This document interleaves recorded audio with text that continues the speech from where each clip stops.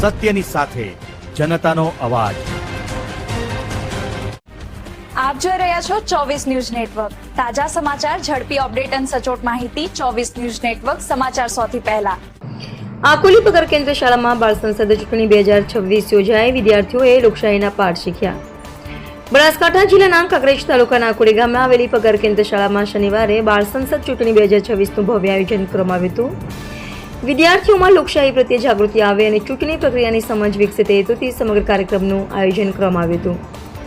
શાળાના વિદ્યાર્થીઓને દેશની ચૂંટણી પ્રક્રિયાની જાણકારી મળે તે માટે ચૂંટણી કમિશનર દ્વારા જાહેરનામું બહાર પાડવાથી લઈને ઉમેદવારી પત્ર ભરવા, ઉમેદવારી પત્રોની ચકાસણી, ઉમેદવારી પરત ખેંચવાની પ્રક્રિયા તેમજ બેલેટ પેપર દ્વારા મતદાન સુધીની તમામ કાર્યવાહી નિયમસર હાથ ધરવામાં આવી હતી।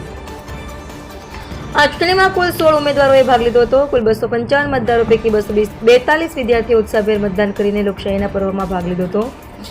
મતગણતરી બાદ મહામંત્રી પદ માટે રાજવીરસિંહ સુરુભા વાઘેલા જંગી બહુમતીથી વિજયી જાહેર થયા હતા। શ્રદ્ધા દિનેશભાઈ દેસાઈ, તેજસ્વીબા સુરુભા વાઘેલા અને હરપાલસિંહ જીલુભા વાઘેલા સહિતના વિદ્યાર્થીઓએ પણ નોંધપાત્ર જીત મેળવી હતી।